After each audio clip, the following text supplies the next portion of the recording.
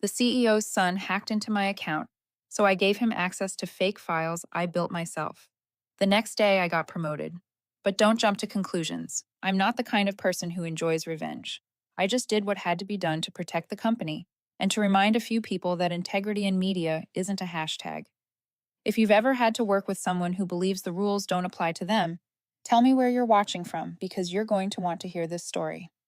My name is Maya Tran, 31, Associate Creative Director at Lighthouse Communications, a New York agency where caffeine is a religion, drama is the native language, and the idea of a Saturday exists only on the company culture slide. If you've ever worked at an agency, you get it. We live by deadlines and die by briefs. One week you're winning awards, the next you're watching a client kill your concept without blinking. Still, before Tyler Brooks showed up, I believed in one simple rule: talent gets recognized, fools learn. Tyler broke that rule. He was the son of Eleanor Brooks, Lighthouse's legendary founder, the woman Adweek once called the Iron Lady of storytelling. Eleanor could close a seven-figure deal with one glance and 3 PowerPoint slides. She didn't smile often, didn't waste words, but when she told you to do something, you did it because she was always right. I admired her until Tyler walked in. Fresh out of Harvard with an MBA, a resume longer than an insurance contract, and the swagger of a man convinced the world was waiting for his rebrand, he dressed like a walking Esquire spread. Pale blue shirts, Italian shoes, and that smile, the kind of smile that's never heard the word no. On his first day, HR had to extend his desk just to make room for his ego. That same week, Lighthouse was gearing up for a massive pitch, North River Airlines, a multi-million-dollar account that could put us on the global map. Every department was stretched thin. Eleanor herself handpicked me to lead the creative team. Maya, she said, you have the sharpness and realism that big clients need. I trust you'll bring North River home.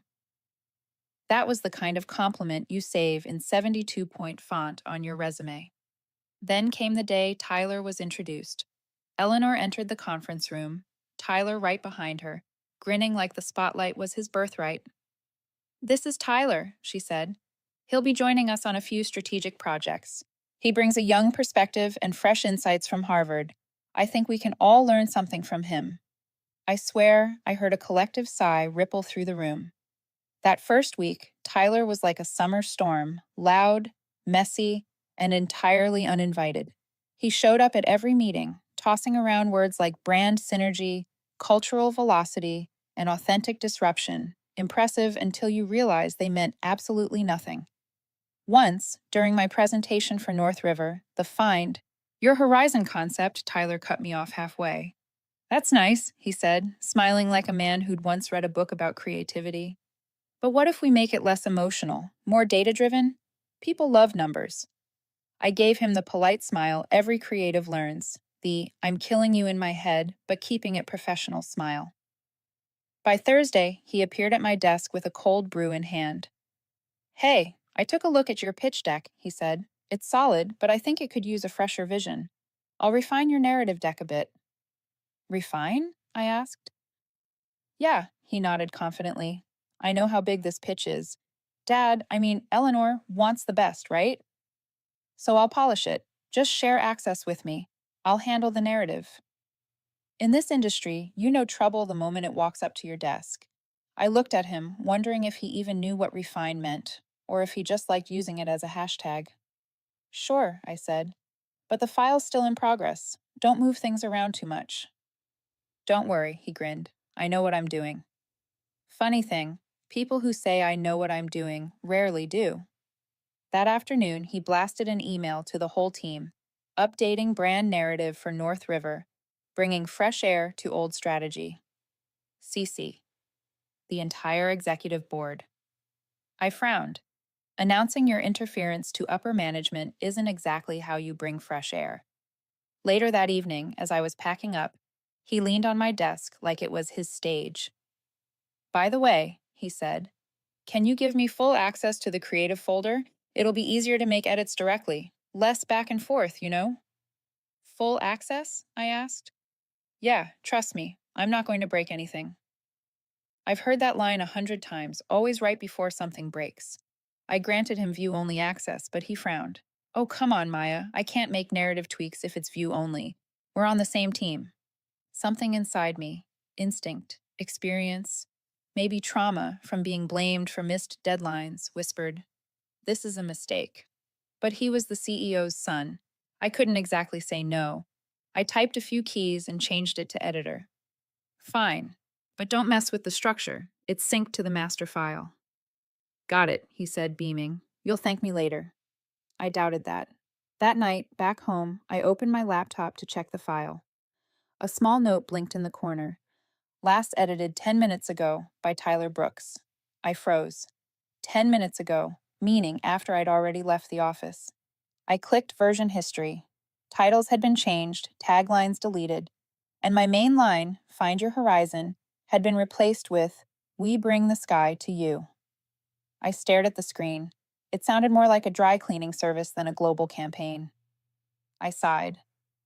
Okay, Maya, I muttered. Either he's experimenting creatively, or he's testing my patience. I didn't know whether to laugh or get angry, but one thing was clear. This was only the beginning. I'm not the kind of person who checks emails after work, but advertising changes your reflexes. You start jolting awake at the sound of a late-night notification that says urgent, client feedback at 11 p.m. That night, I had just turned off the lights when my phone buzzed. An email from Lighthouse's internal system appeared. Subject: Security alert, unrecognized login attempt. Device: Tyler B. laptop. Location: Executive floor, Heim. 11:07 p.m. I blinked. Tyler B. laptop? That couldn't be a coincidence. I tried to stay calm. Maybe the system glitched. Maybe Tyler had just opened the wrong file by accident. But in this company, every accident shared the same pattern: someone getting ready to lie. I powered my laptop back on, logged into the internal system, and checked the activity log. It was true. Someone was inside my account, viewing the folder North River Pitch Final. I sighed. Of course. In that moment, you want to scream into Slack or call HR and say someone's hacking my account. But if you've ever worked in an agency, you know exactly how that ends. They'll call you dramatic, or worse, say you don't know how to collaborate.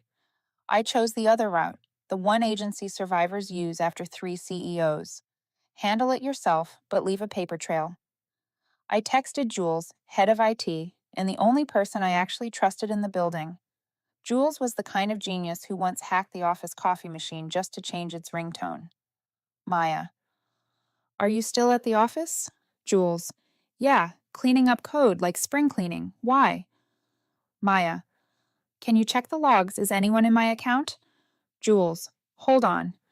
2 minutes later, she called, her voice caught between curiosity and excitement, like she was watching an action movie. Yeah, someone's in. Executive floor. Device name, Tyler B. laptop.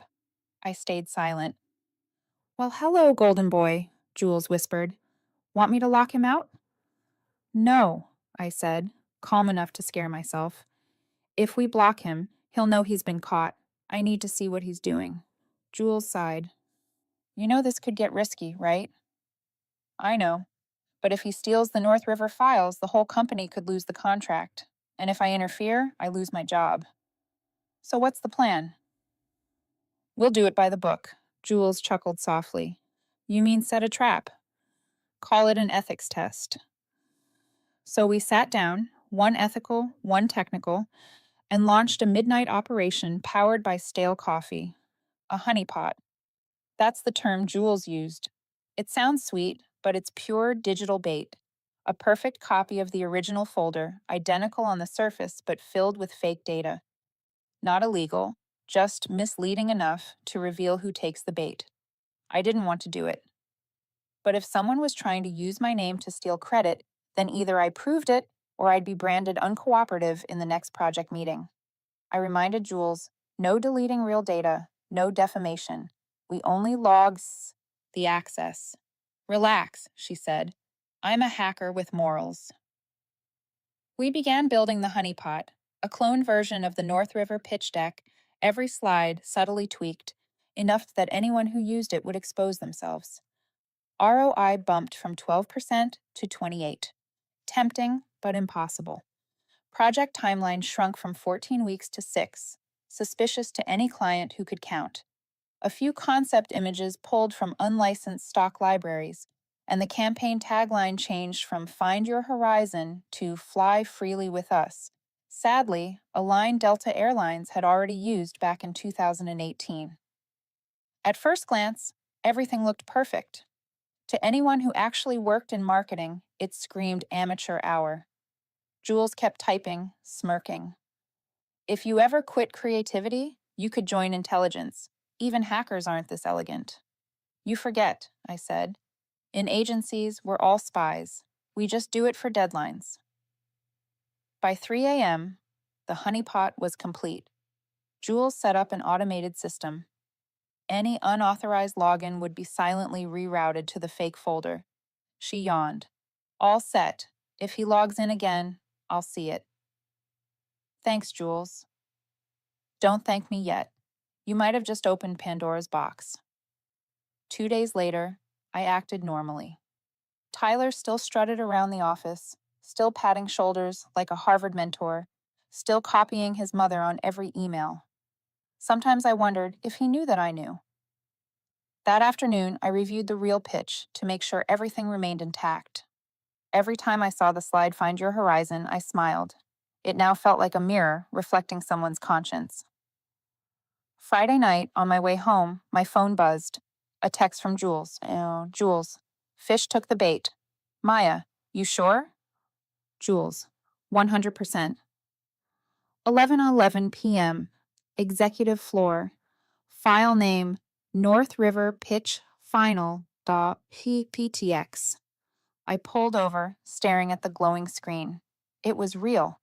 Tyler Brooks, the CEO's son, the guy who said we're on the same team, had just used my credentials to open the fake file. No malware had breached my system. They'd done it through privilege. That night, I couldn't sleep. I lay there, eyes fixed on the ceiling, thoughts spinning. If I report him, they'll call it jealousy. If I stay silent, he'll steal the team's work. This wasn't personal anymore. It was about ethics, the backbone of what we do. Lighthouse loved to preach integrity in storytelling. We helped clients tell their truth, and yet inside this company, someone was rewriting mine to serve himself. I got up, opened my laptop, and pulled up the log file Jules had sent. At the bottom, a small note blinked. Access confirmed. Data copied. I leaned back and smiled faintly. Well, Tyler, I whispered, you want to play creatively? Fine. I didn't know if I'd just taught a lesson or started a war, but one thing was certain. I wasn't the only one telling this story anymore. Monday. Coffee in the kitchen ran out before 9 in the morning, a sure sign that an important meeting was coming. The main conference room at Lighthouse was packed. Eleanor Brooks sat at the head of the table, holding an iPad, her face calm like someone who could steer a storm with a look. Next to her, Tyler wore a new suit and smiled as if this were his own talk show. The meeting opened with the familiar line, "Let's talk about our creative direction." As I expected, 5 minutes in, Tyler took over the stage. He stood, walked to the whiteboard, and wrote in big letters, "Authenticity, human storytelling, cultural velocity." His voice boomed with confidence. Modern customers don't just buy products, he said. They buy emotion, story, and cultural value. That is why we need cultural velocity, the speed at which we sync with consumer life. A few people nodded, not because they understood, but because they did not want to look dated. I sat quietly, watching the scribble on the board. In my head, one sentence repeated. He just spoke for 3 minutes without saying anything. The meeting ended with polite applause. Tyler bowed and smiled. Eleanor gave a brief praise. Good initiative, Tyler. And me, the one who actually wrote that strategy, smiled like someone watching another student copy their test in front of the proctor. The next midday, the whole company got an email from Tyler. be@lighthouse.com. Subject: Transparency Initiative, sharing our creative vision company-wide.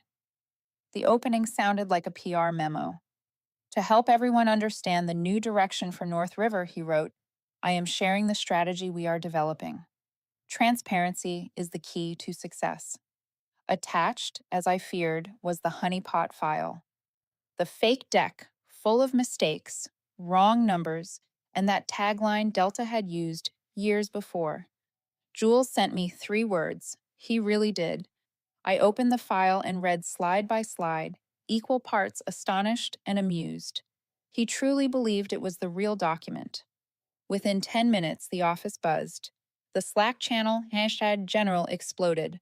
Wide eyes, question marks, and a steady stream of "this is fine" memes filled the thread. That afternoon, Eleanor sent an all-staff message. Thank you, Tyler, for your initiative and willingness to share, she wrote. Transparency is a value Lighthouse cherishes. I read the line on my screen and felt a chill run from my neck to my spine. Initiative. A softer way to say he unilaterally published confidential material. Everything spun out fast, and I, the person stripped of control, suddenly became the one who was not sharing enough. Rumors move faster than a recently approved concept. Maya is hiding documents. Tyler is about to lead the North River pitch. Is there a feud between Maya and Tyler? In an agency, gossip spreads quicker than a deck gets approved. That afternoon, I made coffee in the pantry and overheard 2 interns. Did you see Tyler's email? They said, those slides are fire. Yeah, one replied. It seems like. Maya does not want to share. I stood behind the wall, closed my eyes, and breathed in. Not angry, just tired. My phone buzzed. A message from Jules. You are being watched. Your account access spikes every night. I read it again and again. I did not reply right away. Then I sent one line back. Let them look. I have nothing to hide. 3 days later, the conference room lit up again. A stack of printed notices sat on the table. I did not need to read to know the content. Eleanor looked around, her voice clear and sharp like a scalpel.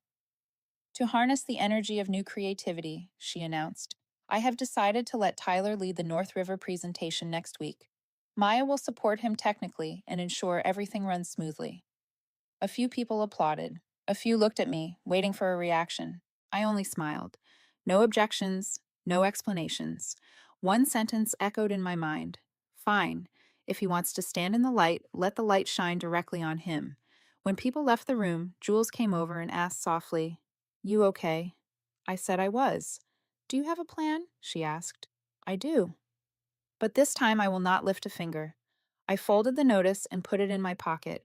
Walking out of the meeting, I felt the anger leave me, only the calm of someone who already knows what is coming. Because when people climb too high on a ladder built from lies, one small slip is all it takes to fall. The night before the presentation, the office felt like a ship waiting for a storm.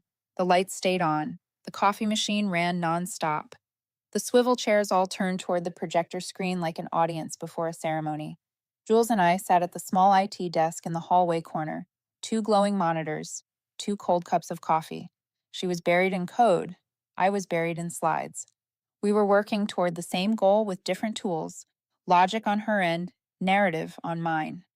The honeypot was now sealed tight, polished like armor.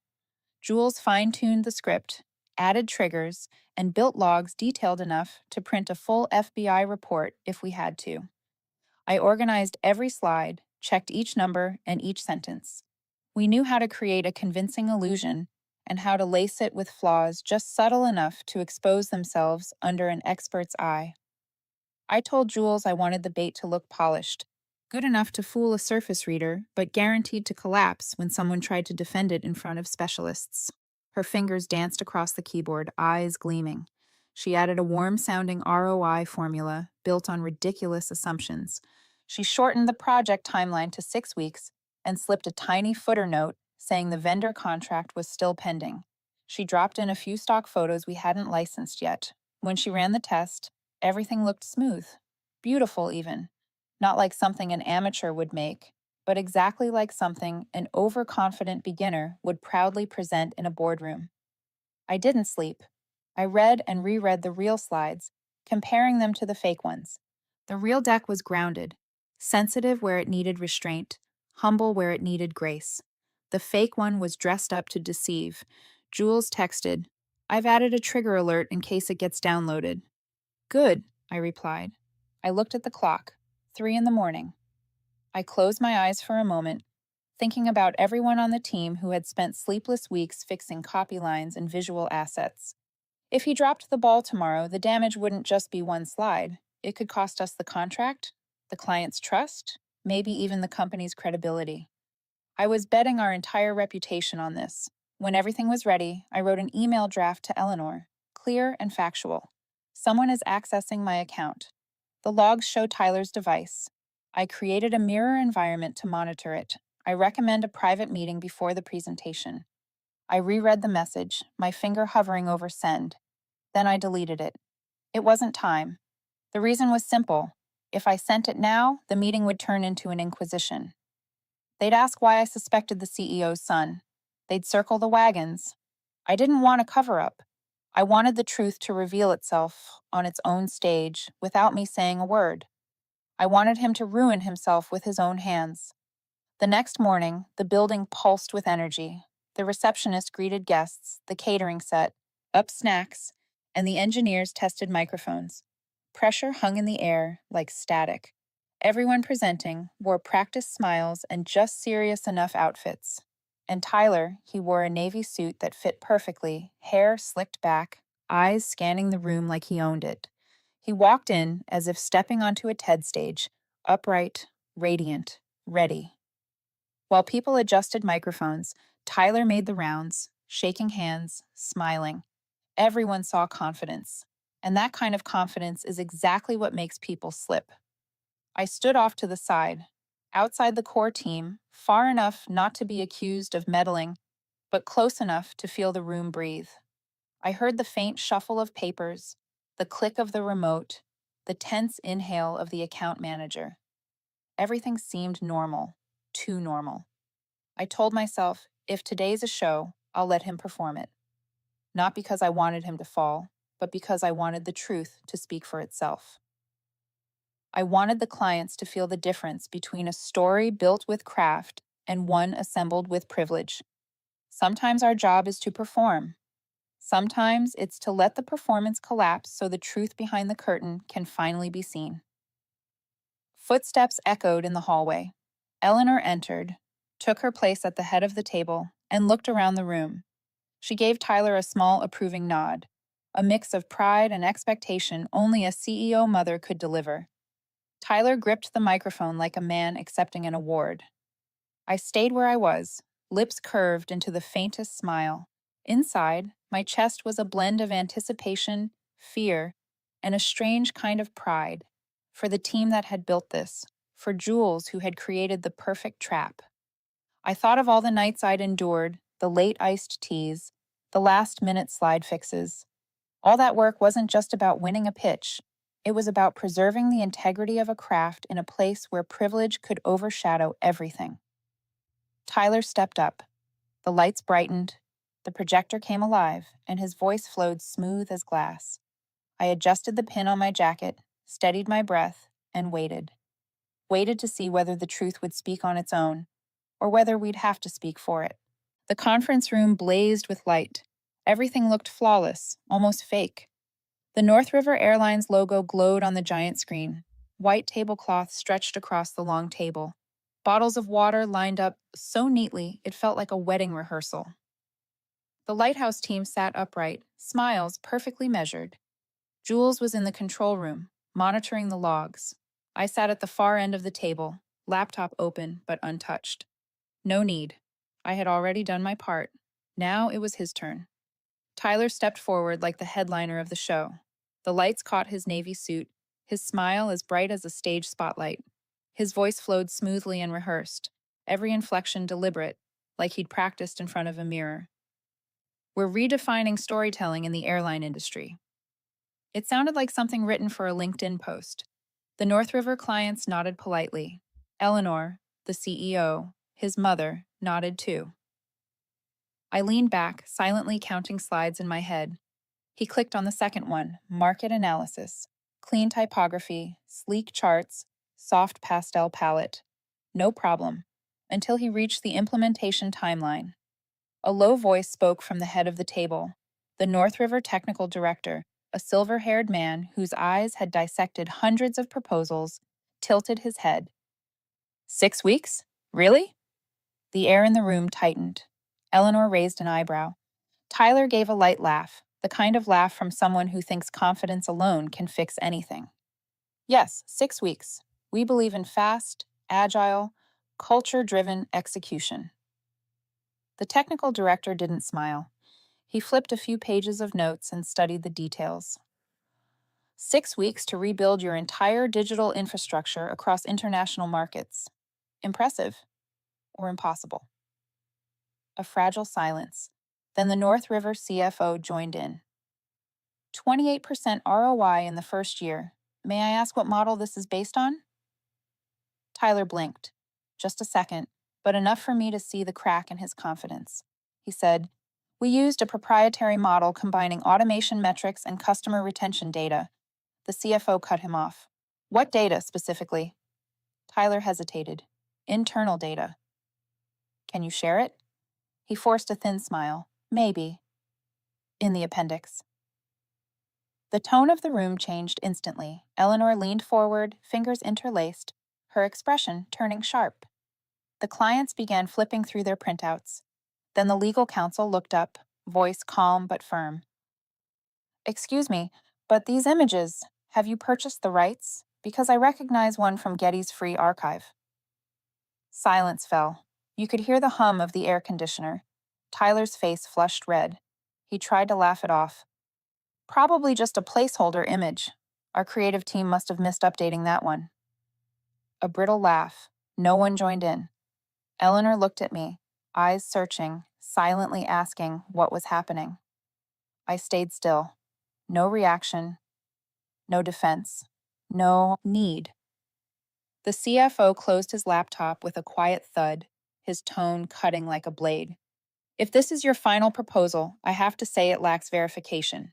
The numbers, the timeline, the copyright issues, all careless. I saw Tyler's hands tremble slightly. His voice dropped. Maybe this wasn't the final version. Maybe there was some internal mix-up. He turned toward me, his teeth sharpened, full of accusation. You did this, he whispered. I replied softly, eyes fixed on the screen. You opened it yourself. He froze.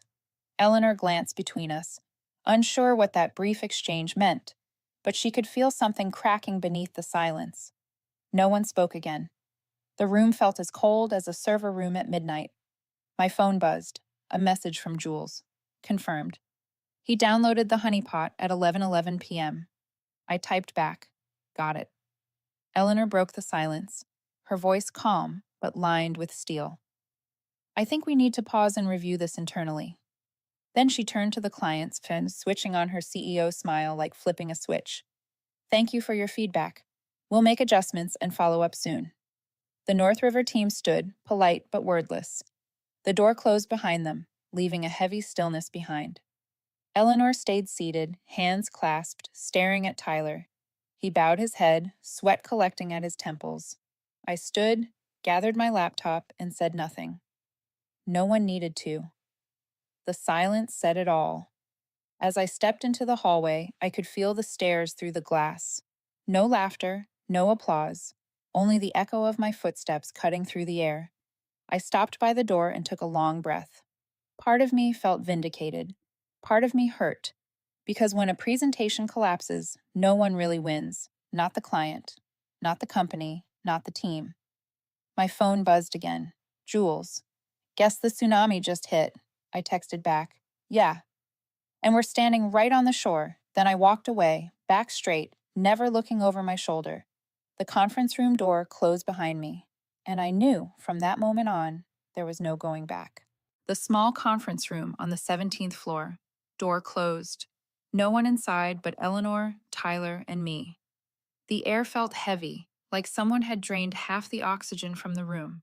Eleanor sat at the head of the table, posture straight, her gray-blue eyes as cold and still as water before a storm. She spoke slowly, each word sinking like lead. Maya, What do you know about this? I took a deep breath and set my laptop down. My hands didn't shake. 4 years in this industry had taught me how to stay calm in a crisis, even when the crisis was the boss's son. I have proof that my account was accessed without authorization, I said, opening the log file Jules had sent. Every login came from the device labeled Tyler B. Laptop, all after 11 p.m. The data downloaded was the North River folder. I turned the screen toward Eleanor.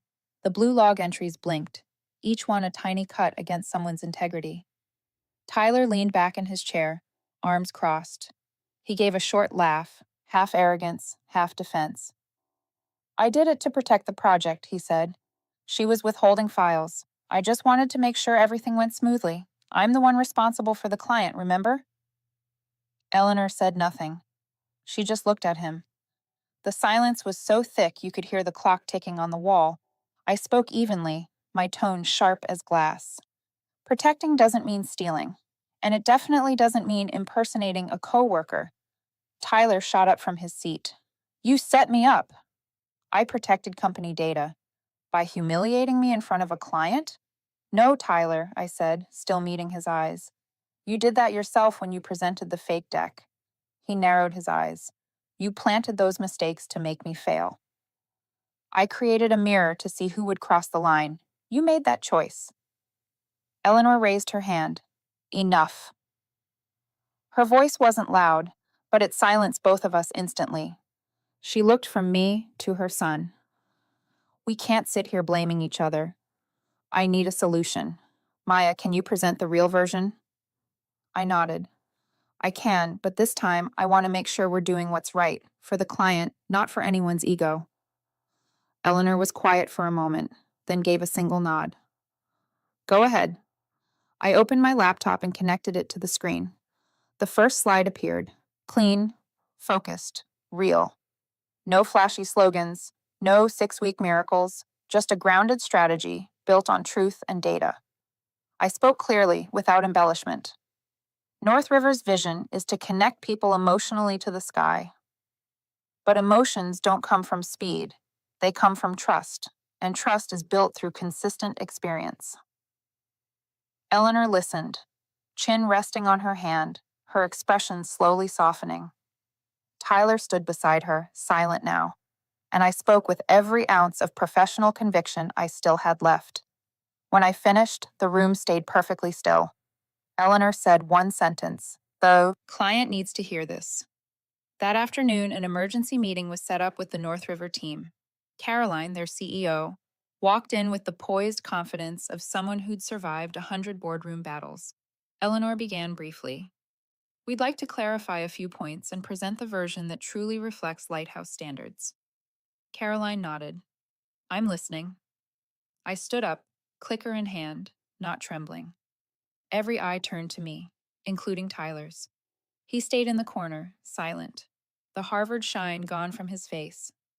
I spoke with precision, every word grounded like a stone laid on solid ground. What you saw earlier was an unverified draft. This is the official version, built on real data, practical timelines, and fully licensed assets. The slides appeared: passenger behavior analysis, brand experience strategy, 14-week implementation plan, projected ROI at 16%. No glamour, no exaggeration, just clarity. We don't promise the impossible, I said. We only promise what we can deliver, better than anyone else. No one interrupted, no dramatic pauses, just truth. Caroline glanced at me, then at Eleanor. She flipped through her notes in silence for a few seconds, then smiled. Honesty sells better than illusion. A quiet line, but it swept through the room like wind clearing fog. Eleanor nodded, her eyes shining with something between pride and regret. Tyler stood motionless, his shoulders lowered. No one needed to add anything. The meeting ended. North River agreed to reopen contract discussions. Caroline shook my hand and said softly, You're the one I want in future meetings. Eleanor said nothing, just looked at her son for a long moment, an expression caught between anger and sorrow, as if she wasn't sure whether to blame him for failing or herself for putting him there too soon. I packed my laptop and gathered my notes. Before leaving, I said quietly, "We build brands on truth. We should live by it too." Eleanor gave a small nod. Tyler lowered his head, silent. When I stepped into the hallway, Jules was waiting with a coffee cup in hand. She asked softly, "All good?" I smiled. "It will be. Someone just learned the hardest lesson of their life." Jules raised an eyebrow. "And you?" "I learned that honesty isn't always easy, but it's always worth it."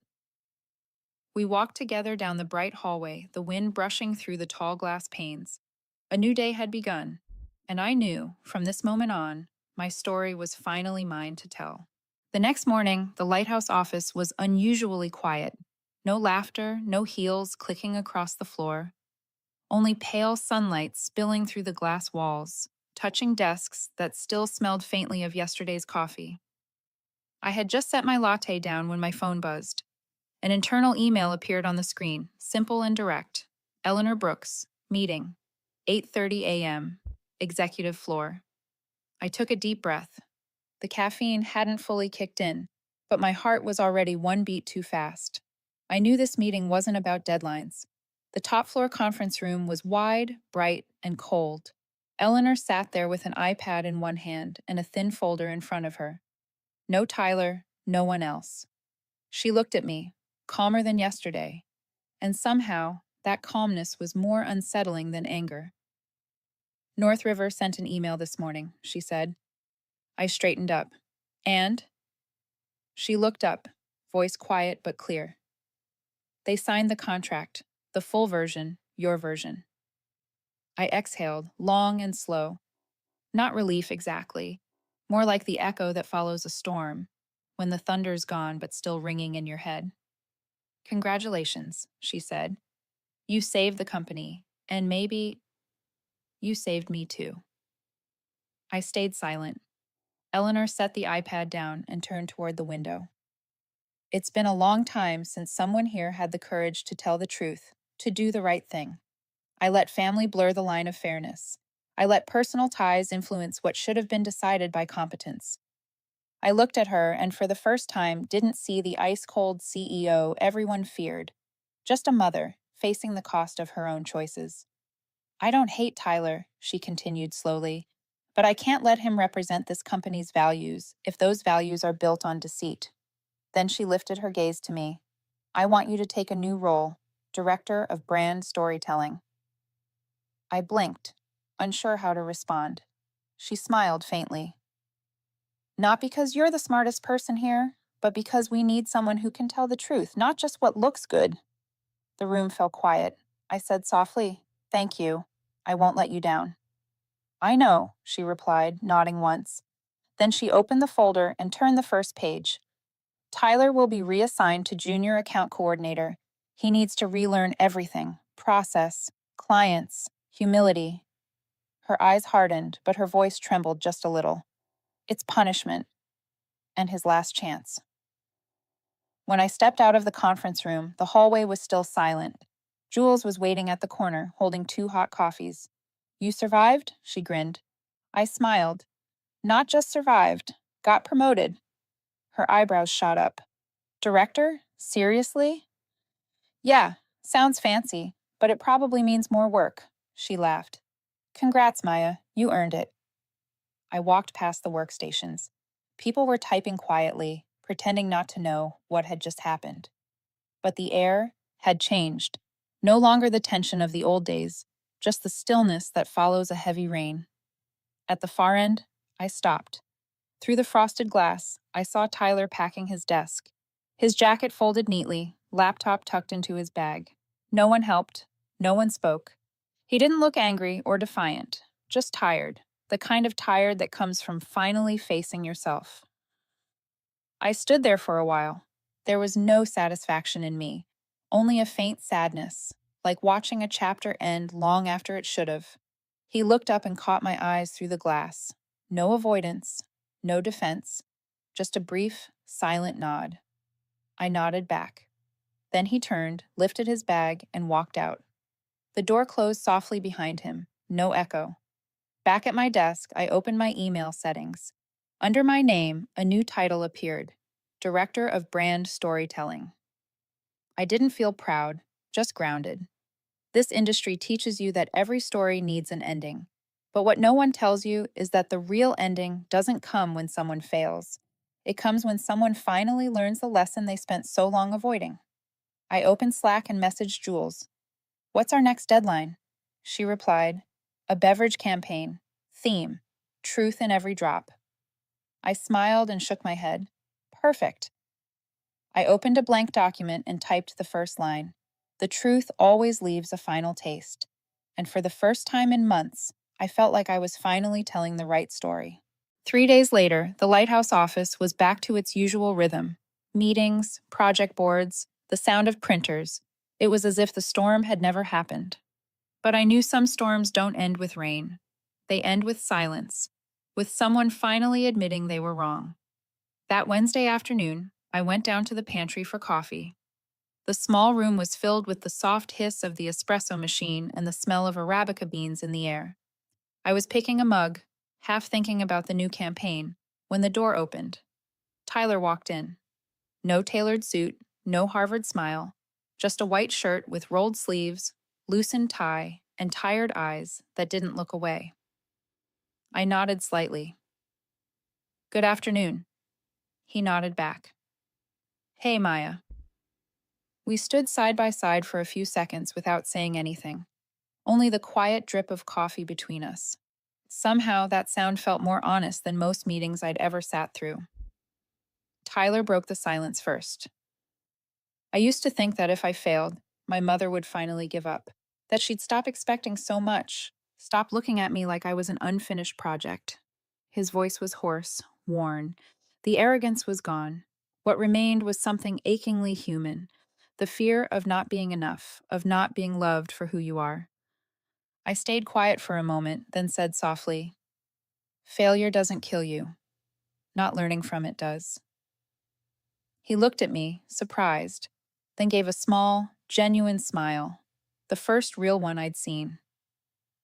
"You think I still have a chance to learn?" "Of course," I said. "Everyone does. The difference is, not everyone has the courage to start over." He lowered his head, his voice almost blending with the machine's hum. "I'm sorry for taking your account. For thinking that being the CEO's son meant I could walk faster than everyone else." I looked at him. The anger was gone. That fire had burned itself out the morning Eleanor gave me the new title. When I realized forgiveness isn't about letting someone else off the hook, it's about freeing yourself from bitterness. "I don't need your apology," I said. "I just need you not to do it to anyone else." He nodded. "I won't. I want to learn how to do things right." I took a sip of coffee and smiled faintly. "Then start with 3 words. Ask, learn, and earn." He raised an eyebrow. "Ask, learn, earn." I nodded. The order matters. People in this industry who forget that eventually get defeated by themselves. He went quiet, eyes on the floor, thinking for a long moment. Then he looked up and said softly, "Thank you, Maya." I didn't reply. I just turned away, holding the cup in my hands as the steam rose. The smell of coffee, the soft yellow light, and the hum of the machine blended into a piece this company rarely knew. I stopped at the door and glanced back. Tyler was still there, leaning on the counter, head bowed. No longer the smug man from before, just someone beginning again, from the ashes of his own mistakes. I walked back to my desk. Outside, a light rain began to fall. Raindrops hit the glass and slid down, as if trying to wash away the dust of the storm. I opened my laptop, skimmed through a few client emails, and paused at a note in the campaign brief. The truth never goes out of style. I leaned back in my chair, eyes tracing the ceiling. A thought crossed my mind, not to be spoken, but to be remembered. Real success isn't when you defeat someone. It's when you stay true to yourself, even when you have the power to strike. I took another sip of coffee. Bitter, but real, just like life. A week after that fateful meeting, life at Lighthouse slipped back into rhythm. No tense conferences, no darting glances, Just the sound of keyboards, the smell of morning coffee, and small, lunchtime conversations floating through the air.